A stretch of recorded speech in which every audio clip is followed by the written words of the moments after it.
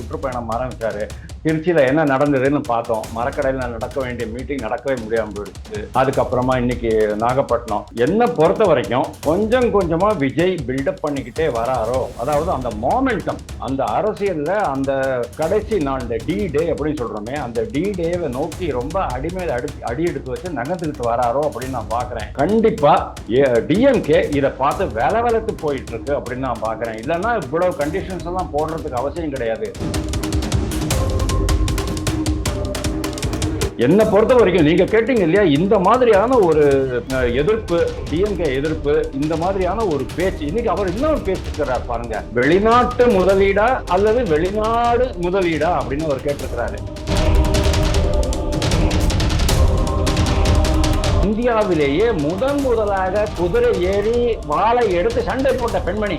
உங்களுக்கு என்ன தெரியும், ஜான்சி ராணி தான் முதல்ல பண்ணாங்கன்னுட்டு. ஜான்சி ராணிக்கு 95 வருஷம் முன்னாடியே இந்த அம்மா பண்ணிருக்கு. இந்த 3 பேரும் சேர்ந்து தாக்குற தாக்கத்துல பிளஸ் சீமான் 4 பேர் சேர்ந்து தாக்குற தாக்கத்துல டிஎம்கே தாக்கு பிடிக்குமா அப்படிங்கிறது. நீங்க என்ன கேட்டீங்க, விஜய் தாக்கு பிடிப்பாரான்னு கேட்டீங்க. நான் கேட்கிறேன், டிஎம்கே தாக்கு பிடிக்குமா? காங்கிரஸ் கட்சியினுடைய தலைமையில ஒரு தனி கூட்டணி உருவாகும் வாய்ப்புகள் பெருகி வருகின்றன. இன்னைக்கு தனி குடும்பம் எக்ஸ்போஸ் ஆயிருக்கா இல்லையாங்கிறது நீங்க சொல்லுங்க. 2022 செப்டம்பர் மாசம் இதை சொல்றாரு அண்ணாமலை. அது பயம், வேற ஒண்ணும் கிடையாது. அதாவது விஜய் நம்மளுடைய ஓட் பேங்க் பிரிச்சிருவாங்களோ அப்படிங்கிற அந்த ஒரு பயம் இருக்குது.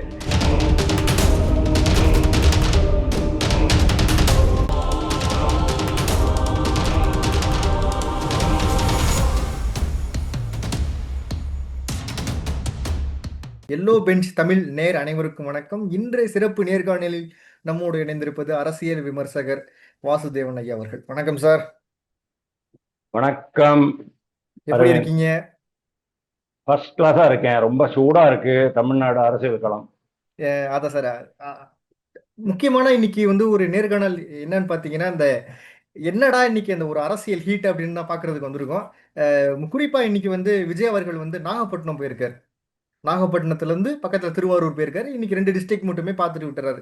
இன்னைக்கு பயங்கரமான ஸ்பீச். இன்னைக்கு நாகப்பட்டினத்துல நான்லாம் உழைச்சுதான் சம்பாதிக்கிறேன், நீங்க எல்லாம் குடும்பமா நீங்க கொள்ளையடிக்கிறீங்க அப்படிங்கிற மாதிரி திமுக கடுமையான விமர்சனங்கள். நான் உங்களுக்குலாம் நான் பயப்பட மாட்டேன் அப்படின்னு.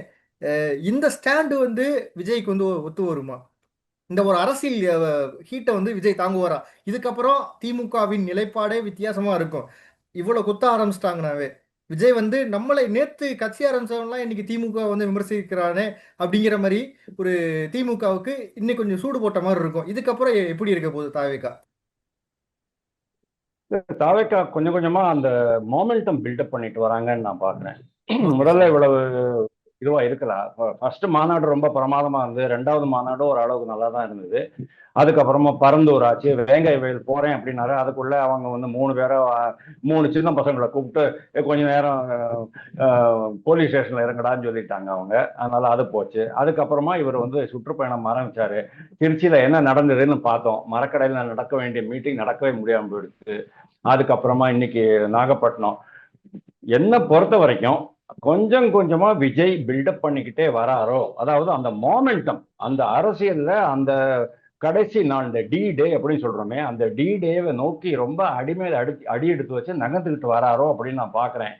கண்டிப்பா டிஎம்கே இதை பார்த்து வேலை வளர்த்து போயிட்டு இருக்கு அப்படின்னு நான் பாக்குறேன். இல்லைன்னா இவ்வளவு கண்டிஷன்ஸ் எல்லாம் போடுறதுக்கு அவசியம் கிடையாது. அவங்க இப்போ ஏடிஎம்கே திட்டுற கிடையாது, பாஜகவை திட்டுற கிடையாது. அந்த டிஎம்கேனுடைய இந்த 2ஆம் கட்ட 3ஆம் கட்ட தலைவர்கள் எல்லாருமே விஜயை தான் திட்டுறாங்க. புதுசா வந்திருக்கிறாங்க அரசியலுக்கு அப்படின்றாங்க. என்னை பொறுத்த வரைக்கும் நீங்க கேட்டீங்க இல்லையா, இந்த மாதிரியான ஒரு எதிர்ப்பு, டிஎம்கே எதிர்ப்பு, இந்த மாதிரியான ஒரு பேச்சு இன்னைக்கு அவர் இன்னும் பேசிருக்கிறார் பாருங்க. வெளிநாட்டு முதலீடா அல்லது வெளிநாடு முதலீடா அப்படின்னு அவர் கேட்டிருக்கிறாரு. இந்த மாதிரியான அந்த வார்த்தை பிரயோகம் எல்லாம் அந்த காலத்துல எனக்கு ஞாபகம் வருது.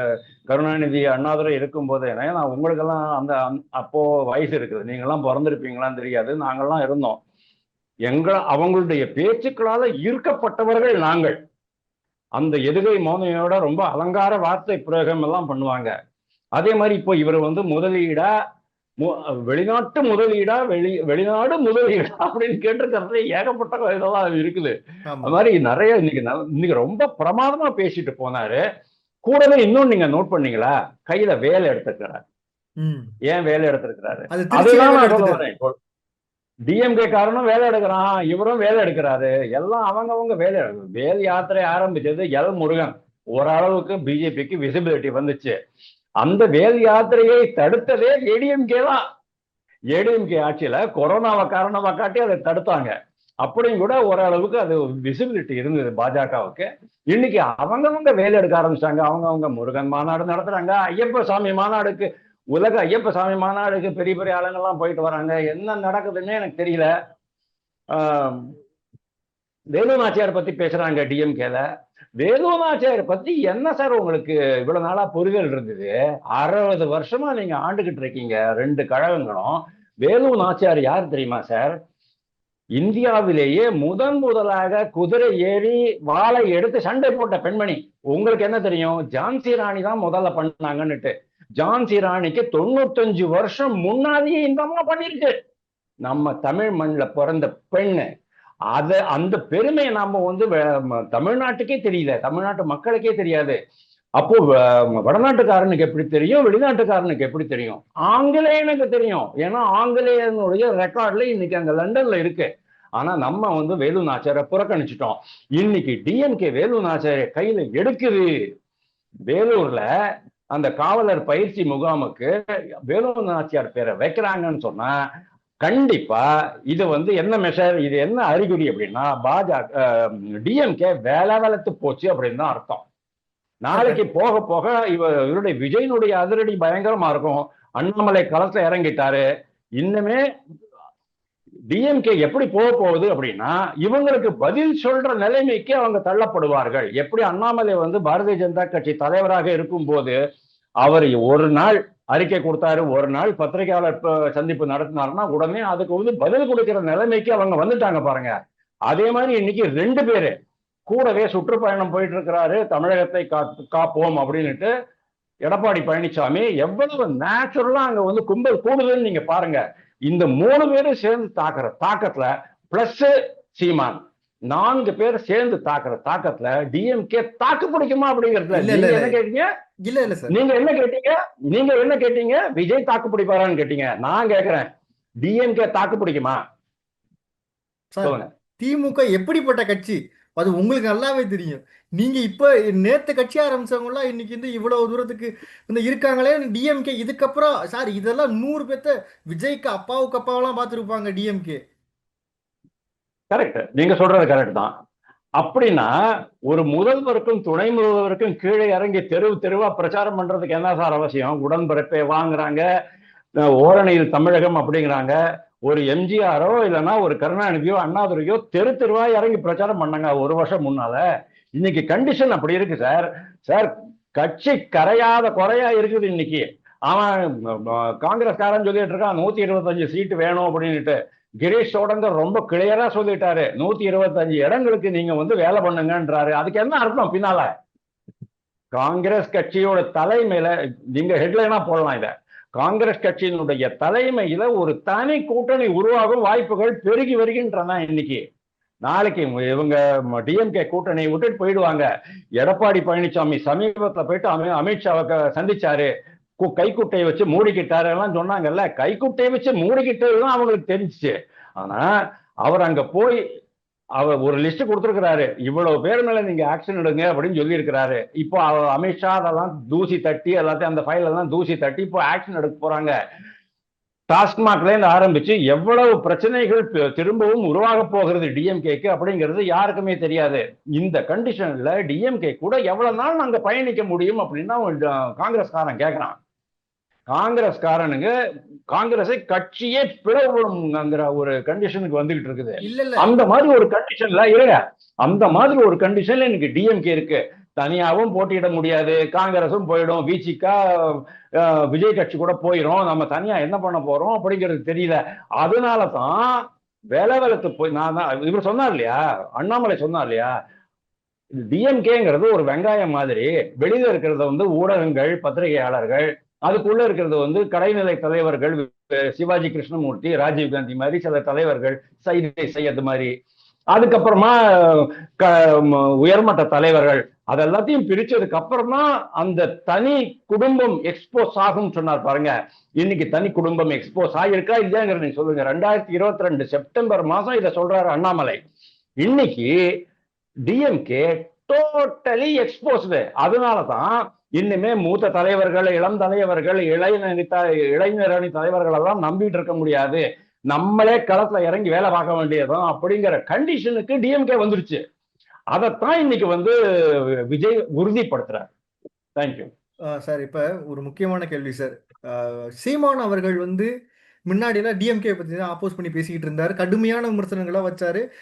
டிஎம்கேக்கு அவருக்கும் பிடிக்கவே இல்லை, சீமானுக்கு அவர்களுக்கும். ஆனா ஒரு சமீப காலத்துக்கு முன்னாடி இந்த தமிழரசு இறந்த டெத்துக்கு போயிட்டு வந்தோடனையும் அப்படியே சேஞ்ச் ஆயிட்டாரு.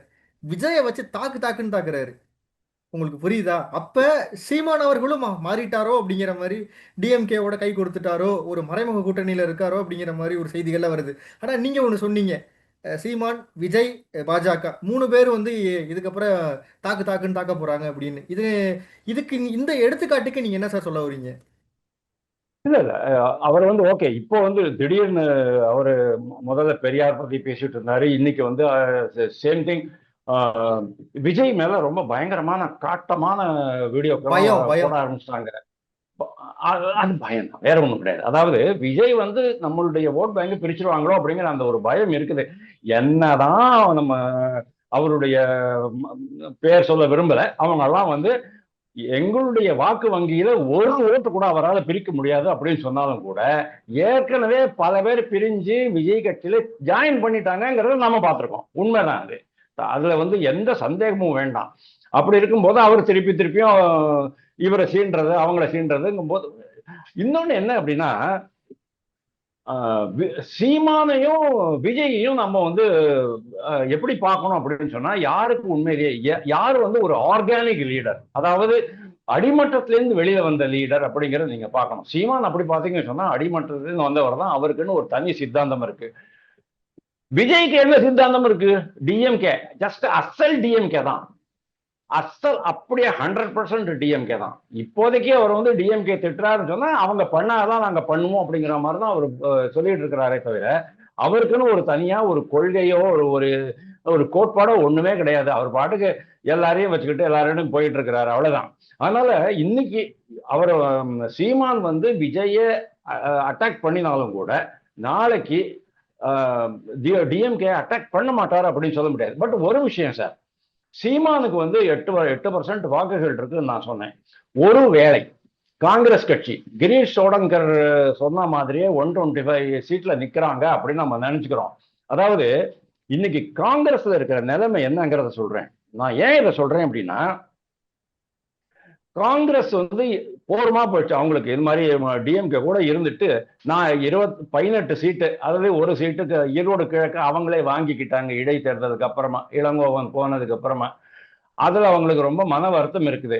இன் அடிஷன் டு தட், மன்மோகன் சிங் ஆட்சியில இவங்க என்ன பண்ணாங்க, அங்க போய் உட்காந்து அடம் பிடிச்சிட்டு பெரிய பெரிய போர்ட்போலியெல்லாம் வாங்கிக்கிட்டாங்க.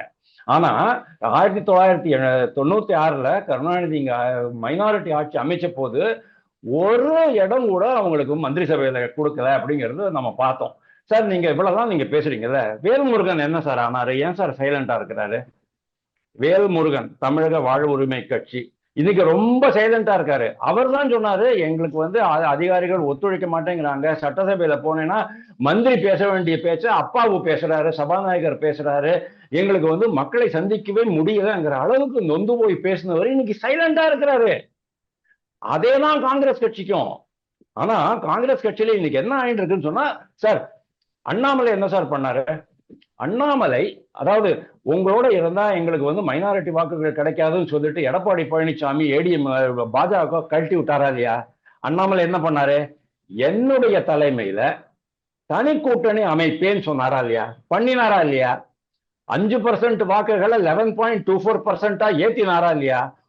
மொத்த கூட்டணி 18% ஏத்தினாரா இல்லையா? அப்போ அண்ணாமலை பண்ண முடியும்னு சொல்றாங்கன்னா காங்கிரஸ் கட்சியில யாருமே பண்ண முடியாதா சார்? காங்கிரஸ் கட்சி தன்னுடைய தலைமையில ஒரு கூட்டணி அமைத்து செயல்பட முடியுமா முடியாதாங்கிறத கேள்வி. அதைத்தான் அவன் வந்து இன்னைக்கு கூட்டணிக்குள்ள அந்த கட்சியில் தொண்டர்கள்லாம் கேட்கிறாங்க, இடைநிலை தலைவர்கள்லாம் கேட்கிறாங்க. செல்வ பெருந்தகை பேசுறதை விட்டுடுங்க. செல்வ பெருந்தகை என்ன தப்பு பண்றாரு தெரியுமா? அவர் என்ன சொன்னார் நேற்றுக்கு? எனக்கு ராகுல் காந்தியோ மல்லிகார்ஜுன் கார்கேயோ ஒண்ணுமே சொல்லலையே அப்படிங்கிறாரு. இது ஒரு பேச்சா? ஒரு தலைவர் பேசுற பேச்சா சார் இது? அவர் என்ன பண்ணிருக்கணும்? ஓகே, இது வந்து ஓவராலா நம்மளுக்கு எல்லாருக்குமே இருக்கிற ஒரு அபிப்பிராயம் தான், நான் இதை வந்து கண்டிப்பா மேலிடத்துல கொண்டு போய் அவங்கள ஒத்துக்க வைப்பேன் அப்படிங்கிற மாதிரி சொல்லியிருந்தாருன்னா ஒரு தலைவர். ஏன்னா அவரை பொறுத்த வரைக்கும் டிஎம்கே கூட தான் தொடரணும் அப்படிங்கிறது அவருடைய இது. ஓகே, வேற வழி ஏன் இல்ல உங்கள்கிட்ட வந்து வேற வழியில இல்ல சார். இல்ல சார், நீங்க சார் வேற வழி இல்லை நீங்க சொல்லாதீங்க. ஏன்னா அப்புறம் வேற யாரும் அப்புறமா வரேன். நான் சொல்றேன். இப்போ 11% சாரி, ராகுல் காந்தியோ மல்லிகார்ஜுன் கார்கேயோ சொன்னா தான் நீங்க கேட்பீங்களா? கிரீஷ் சோடங்கர் சொன்னா கேட்க மாட்டீங்களா? செல்வ பெருந்தகை கிரீஷ் சோடங்கரை அவமானப்படுத்தி இருக்கிறார் சார். கிரீஷ் சோடங்கர் யாரு sir? Is head office representative. Head office என்ன நினைக்கிறதோ அதைத்தான் கிரீஷ் சோடங்கர் சொல்றாரு. அப்படிதான் நம்ம நினைக்கணும். அண்ணாமலை எப்படி சார் ஒத்துக்கிட்டாரு ஏடிஎம்கே கூட கூட்டணிய? தலைமை சொல்லுது, நான் ஒத்துக்கிட்டேன். அதுதான் சார் தொண்டனுக்கு அழகு. செல்வ பெருந்தகை வந்து கிரீஷ் சோடங்கருக்கு எகன்ஸ்டா போறாரு, தலைமைக்கு எகன்ஸ்டா போறாரு. அதைத்தான் வந்து இன்னைக்கு காங்கிரஸ் கட்சியில நிறைய பேருக்கு குமிடிக்கிட்டு இருக்கிறானுங்க. ஏன்னா இந்த ஒரு வாய்ப்பை விட்டு நீங்க 1989க்கு அப்புறமா மூப்பனாருக்கு அப்புறமா இன்னைக்கு வரைக்கும் எப்போவாவது ஒரு முறை வாழப்பாடி ராமமூர்த்தி ஒரு முறையாவது தனித்து நின்று போட்டியிட வேண்டும்னு அவங்க நினைச்சாங்களா சார்? தனித்து நின்று போட்டி போட்டாங்கன்னு சொன்னா அவர் ஏன் 125 சொல்றாரு கிரீஷ் சோடங்கர்? நீங்க 40 தொகுதிகள் நின்று 20 தொகுதி 18 தொகுதி ஜெயிச்சிங்க சொன்னா உங்க வாக்கு விகிதம் 4% தான் இருக்கும். 125 130 இடத்துல நீங்க நின்றுட்டீங்க அப்படின்னு சொன்னா ஆட்டோமேட்டிக்கா அது 10%. ஏன்னா பரவலாக வாக்குகள் விழுது, ஒரு பிம்பம் கிரியேட் ஆகுது. 10% வாக்குகள், 11% வாக்குகள் கூடவே சீமான் ஜாயின் பண்றாரு. சீமான் காங்கிரஸ் என்னைக்கா தாக்கினாரா? ரொம்ப கம்மி. அவர் பாஜகவை தான் தாக்குறாரு. இல்ல 4 வருஷத்துக்கு முன்னாடி 3 வருஷத்துக்கு முன்னாடி எடுத்த அவர் ஸ்பீச் எல்லாம் பாருங்க. அது அப்போ இப்போ இன்னைக்கு 11% காங்கிரஸ் வாங்கிரும். அதாவது 125 இடத்துல நின்னா. சீமானோட 8%, 18-19%. It's a very huge chunk. நான் என்ன சொல்றேன், ஆட்சியை பிடிக்க முடியாது, ஒத்துக்கிறேன் நான். காங்கிரஸ் தனியா கூட்டணி அமைச்சு வெற்றி பெற முடியாது. ஆனா கட்சியை வளர்க்கறதுக்கு நீண்ட கால இதுல இப்ப வந்து பாஜக அப்படிதாங்க சொல்லிக்கிட்டு இருக்கு. பாஜக வந்து 2036 தானே கணக்குல வச்சுட்டு இருக்கிறாங்க, 26 கணக்குல வச்சுக்கலையே. நாங்க அப்போ ஆட்சி அமைப்போம், அதுக்கு இப்போவே நாங்க வந்து கட்சியை வளர்க்குறோம். அது மாதிரிதான் கட்சியை வளர்க்கணும் அப்படின்னுட்டு காங்கிரஸ் கட்சியில தொண்டர்களும் இடைநிலை தலைவர்களும் ரொம்ப ஆசைப்படுறாங்க. ஆனா அங்க என்ன இருக்கு அப்படின்னு சொன்னா செல்வ பெருந்தகை வேற மாதிரி போயிட்டு இருக்கிறாரு. இப்போ அங்க 2 இதாயிட்டு இருக்கு. ஒண்ணு விஜய் கூட சேர்ந்துக்கலாம், இன்னொன்னு இவங்க கூட சேர்ந்துக்கலாம், டிஎம்கே கூட சேர்ந்துக்கலாம். அப்புறமா அவங்களுக்குள்ளேயே சில கோஷ்டிகள்லாம் நிறைய உருவாகிட்டு இருக்கு. இதெல்லாம் எங்க போய் நிக்க போறது அப்படிங்கிறது தெரியல. ஆக மொத்தம் ஓகே, இவங்க வந்து ஒரு கூட்டணி அமைச்சா, இவங்க தனியா ஒரு கூட்டணி அமைச்சா என்ன ஆகும்? டிஎம்கே தனியா ஒரு கூட்டணி இருக்கும், பாஜக அதிமுக கூட்டணி இருக்கும், காங்கிரஸ் தலைமையில ஒரு கூட்டணி இருக்கும், விஜய் தலைமையில ஒரு கூட்டணி இருக்கும், சீமானூர். இந்த மாதிரி ஒரு கண்டிஷன்ல சின்ன வாக்கு விகிதத்துல யாராவது வெற்றி பெற முடியும். அதாவது வாக்கு விகிதம், வெற்றி பெறும் வாக்கு விகிதம் அப்படிங்கிறது ரொம்ப ரொம்ப கம்மி ஆயிடும். அப்போ ஒரு தொகுதியிலையும் எந்தெந்த வாக்காளர்கள், அவர் எந்த ஜாதியை சேர்ந்தவர், எந்த கட்சி வலுவாகி இருக்கிறது, எந்த கட்டமைப்பு வலுவாகி இருக்கிறது, அதெல்லாம் அமைத்து பொறுத்து தான் ஒரு தொகுதியிலையும் வாக்கு வெற்றி நிர்ணயிக்கப்படும். அப்படி இருக்கும்போது அண்ணாமலை 2022 சொன்ன மாதிரி எந்த ஒரு கட்சிக்குமே அறுதி பெரும்பான்மை கிடைக்காது. அதனால்தான் இவங்க அண்ணாமலை சொன்னதுக்கு அப்புறம் தான் இவர் ஆரம்பிச்சாரு. யாரு? விஜய்க்கு முன்னாலே இவர் ஆரம்பிச்சிருந்தார், திருமாவளவன் ஆரம்பிச்சிருந்தாரு. ஆட்சியில் பங்கு, அதிகாரத்தில் பங்கு. இப்போ இவங்களும் ஆட்சியில் பங்கு, அதிகாரத்தில் பாருங்க. டிஎம்கேக்கு எவ்வளவு நெருக்கடி வருது பாருங்க. எப்படிதான் அவங்க மேனேஜ் பண்ண போறாங்கன்னு எனக்கு தெரியல. நீங்க என்னன்னா விஜய் எப்படி விஜய் கண்டிப்பா மேனேஜ் பண்ணுவார் சார். விஜய் நோவைஸ். அவருக்கு வந்து தேர்தல் ஒரு இடத்துல வெற்றி பெறலைன்னாலும் பரவாயில்ல. ஆனா டிஎம்கேக்கு அப்படி கிடையாது. அவங்க தந்தை பண்ணாத, அண்ணாதுரை பண்ணார். அண்ணாதுரை அப்கோர்ஸ் ஒரே ஒரு எலெக்ஷன்ல தான் இருந்தாரு, 67 இருந்தாரு, 68 போயிட்டார் அவரு. அவருடைய தந்தை பண்ணாத ஒரு பெரிய விஷயத்தை, அதாவது இரண்டாவது முறையாக வெற்றி பெற்று ஆட்சியை பிடிக்கும் அந்த ஒரு ரெக்கார்டை பண்ணணும் அப்படின்னு அவர் பாக்குறாரு. பண்ணவே முடியாதுங்கிறது இன்னைக்கு கள நிலவரம் சொல்லுது. இது எல்லாமே நீங்க ஒட்டு மொத்தமா நீங்க சேர்த்து பார்த்தீங்கன்னு சொன்னா, காங்கிரஸ் இன் ஆல் ப்ராபபிலிட்டி கிரீஷோட சொன்னது ரெண்டு தான். ஒண்ணு, நம்ம தலைமையில கூட்டணி அமைக்கிறோம், அப்படிதான் சொன்னா விஜய் கூட போறோம், கண்டிப்பா அவங்க போயிடுவாங்க. டிஎம்கே தனித்து விட போகிறது. சார் ஒரு முக்கியமான ஒரு கொஸ்டின் சார். டிடிவி தினகரன் வந்து நேற்று அறிவிப்பு என்ன சொல்லியிருக்காருன்னா, எப்போவுமே கதவுகள் திறந்திருக்கும் தாவேக்காவிற்கு. ஒருவேளை விஜய் நினைச்சு டிடிவியோட கை கொடுத்துட்டாருன்னா, ஏன்னா இப்ப டிடிவி வந்து சசிகலா அவங்க இருக்காங்க, ஓபிஎஸ் இருக்காங்க, நிறைய கட்சிகள் தொண்டர்கள் போய் இன்னைக்கு அதிமுகல இருந்து போய் சேர்ந்திருக்காங்க. செங்கோட்டையனும் டிடிவி தினகரோட கை கொடுத்திருக்காரு. இவங்க ஒரு அணியா இருக்காங்க. இந்த அணியில கொண்டு போய் விஜய் சேர்த்தா எப்படி இருக்கும்? ஒரு பலம் பொருந்தியதா இருக்குமா? ஒருவேளை ஜெயிக்கிறதுக்கு வாய்ப்பு இருக்கா? இல்ல செங்கோட்டையன் வந்து டிடிவி தினகரனோட கை கோத்திருக்கிறாருன்னு நான் என்ன நம்பல. அவர் இன்னும் அங்கேதான் இருக்கிறாரு. இல்ல, அவர் வந்து சொன்னாரு சுமூகமான ஒரு நட்பு போகுதா இல்லையா? ஓகே, பேச்சு நடத்திக்கிட்டு இருக்கலாம். பட் கை கூக்குற அளவுக்கு அவர் இன்னும் போகலை அப்படிங்கிறத நான் நினைக்கிறேன். பட் ஒரு விஷயம் இருக்கு சார், இதுல அண்ணாமலை என்ன சொன்னாலும் நீங்க பாருங்க, எப்படியாவது ஓபிஎஸ்ஸையும் டிடிவி தினகரனையும் என்டிஏல தக்க வைக்கிறதுக்கான முயற்சிகளை ஈடுபடுவதாக அவர் சொல்றாரு. அடுத்த மாசம் நான் போய் பார்ப்பேன், வரட்டும் அப்படி. சரி, நம்ம சென்னைக்கு வந்தா மீட் பண்றோம் சொன்னாரு. அப்படி ஆகும் அப்படி ஆகும் என்னமோ சொல்லிட்டு இருக்கிறாரு. அதாவது இவங்க என்ன நினைக்கிறாங்க அப்படின்னு சொன்னா, சசிகலா, தினகரன், ஓபிஎஸ் இவங்க 3 பேருக்குமே முக்குலத்தோருடைய ஒட்டுமொத்த வாக்குகளும் விழும் அப்படிங்கிறாரு. நான் நம்பல சார். அதை விழாது. முக்குலத்தோருடைய வாக்குகள் எல்லா கட்சியிலையும் இருக்கு. எப்படி வன்னியர்களுடைய வாக்குகள் இருக்கோ, தலித்துகளுடைய வாக்குகள் இருக்கோ, பிராமணர்களுடைய வாக்குகள் இருக்கோ, அதே மாதிரிதான் இவங்களுடைய எல்லா கட்சிகள்லயுமே இருக்கு. ஏன்னா 2017 அப்புறமா நீங்க பாருங்க, அவர் கட்சி அமைச்சர் பாருங்க, ஏஎம்எம்கே, அம்மாமுக அப்படின்னு, அமமுக. அதுக்கப்புறமா நீங்க பாருங்க, எந்த விதமான ஒரு புரோகிரஸும் இல்லை தினகரனுக்கு. அவர்கிட்ட பணம் இருக்குது, அவ்வளவுதான். எப்படி ஆர்கே நகர்ல அவர் ஜெயிச்சார் அப்படிங்கிறது நம்மளுக்கு தெரியும். எப்படி அவர் 50 கோடி ரூபாய் செலவு பண்ண பிளான் போட்டு அவருடைய சகா ஒருத்தர் மாட்டிக்கிட்டாரு அப்படிங்கிறது தெரியும், இரட்டை இலை சின்னத்தை கைப்பற்றுவதற்கு. 1995-96லயே அவர் மேல வந்து இடி வழக்கு இருக்கு. சட்டத்திற்கு புறம்பாக பண பரிமாற்றம் பண்ணினதுக்கு பிஎம்எல்ஏ ஆக்ட்ல ஒரு வழக்கு இருக்கு. இப்பேற்பட்ட ஒரு மகானை திருப்பியும் நீங்க சேர்த்துக்கணும். அவர் வந்து ஒரு மிகப்பெரிய சமுதாயத்தினுடைய தலைவர். அவர் என்ன பசும்பொன் முத்துராமலிங்க தேவராயா? அவரு பசும்பொன் முத்துராமலிங்க தேவரா? என்ன பேசுறீங்க நீங்க? பன்னீர்செல்வம் எவ்வளவு கட்டுக்கோப்பா வச்சுட்டு இருக்காரு அவருடைய அந்த உரிமை குழுவை? யாருமே கிடையாது. இன்னைக்கு அவர் தனியா இருக்கிறாரு. எல்லாம் பாஜக பண்ணும். ஏங்க, உங்களுடைய எதிர்காலத்தை நீங்க தாங்க டிசைட் பண்ணணும். பாஜக எப்படிங்க டிசைட் பண்ணணும்? அன்னைக்கே அவர் எம்ஜிஆர் வந்து வெளியில வந்த உடனே கட்சி ஆரம்பிச்சாரா இல்லையா சார்? அவருக்கு வந்து டிஎம்கே காரங்க மேல இன்னும் அந்த பரிதாபம், அந்த அன்பு அதெல்லாம் இருந்தது.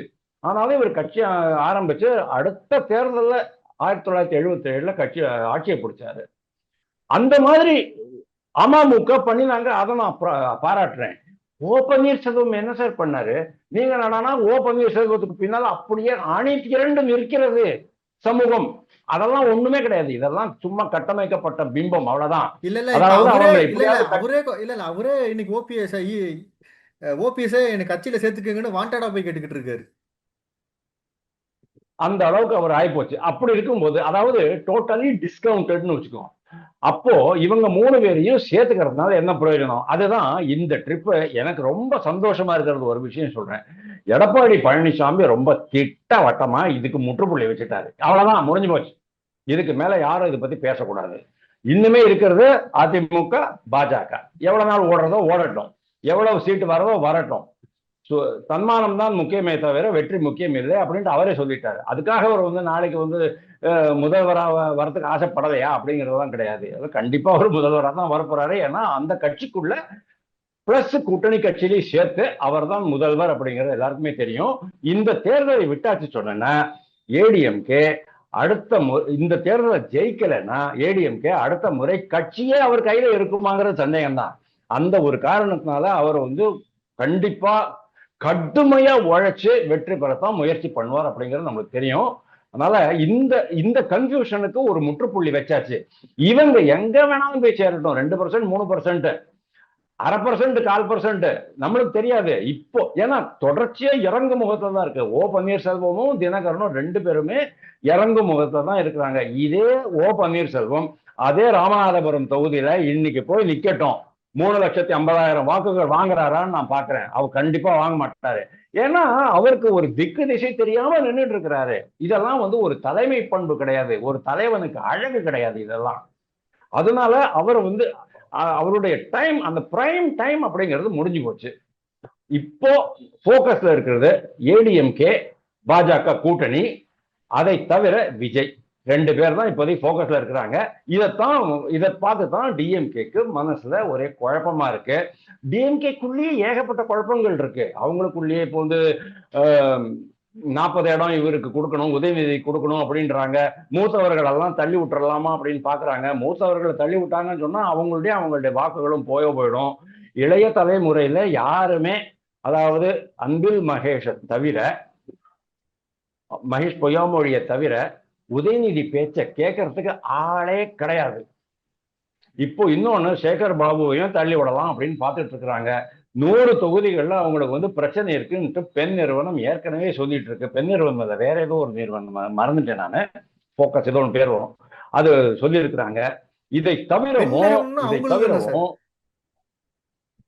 பெண்ணுங்கிறது அவங்களுக்கு தான். ஆமா, பெண் அவங்களுக்கு தான். சபரீசன் வச்சிருக்காரு. பெண் நிறுவனம் அவங்களுக்கு தான். வேற ஏதோ ஒரு நிறுவனம் தான் அது சொன்னாங்கன்னு நான் நினைக்கிறேன். 100 இடங்கள்ல நீங்க வீக்கா இருக்கீங்க அப்படின்ட்டு. இந்த அளவுக்கு அது, அதாவது ஒன்றிய அளவுல இருந்து நீங்க ஆரம்பிச்சீங்கன்னு சொன்னா டாப் லெவல் வரைக்கும் ஒரே பிரச்சனை. அப்பா மகனுக்கும் பிரச்சனை இருக்குன்னு சொன்னா ஒன்றிய அளவுலையும் ஏகப்பட்ட பிரச்சனைகள் இருக்கு. இதெல்லாம் அவங்க எப்படி ரெக்கன்சைல் பண்ண போறாங்கன்னு தெரியல. ஒன்றிணைவோம், உடன்பிறப்பே வானாரு, ஒன்றிணைவோம் வானாரு, இது ஓரணியில் தமிழகம் அப்படின்னாரு, என்னென்னமோ பண்ணி பார்த்தாரு. இந்த கட்சி நிர்வாகிகள் எல்லாம் பர்சனலா கூப்பிட்டு பேசுற அளவுக்கு மு.க. ஸ்டாலின் இறங்கி வந்துட்டாரு. அப்படி இருந்துட்டும் கூட இந்த கோஷ்டி பூசல்களை தான் அவரால் தீர்க்க முடியாத ஒரு கண்டிஷன் தான் நம்ம இன்னைக்கு பார்க்குறோம்.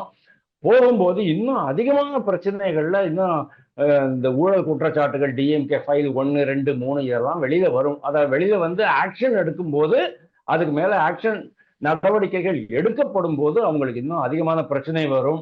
கூட்டணி சிதறும், திமுக தனியாக விடப்படும். ஓகே சார், இதே மாதிரி எப்படியும் இதுக்கப்புறம் நம்ம வாரம் வாரம் பேச போறோம். ஏன்னா அரசியல் களம் இதுக்கப்புறம் சூடு பிடிக்க போகுது. மிக்க நன்றி சார். தேங்க்யூ.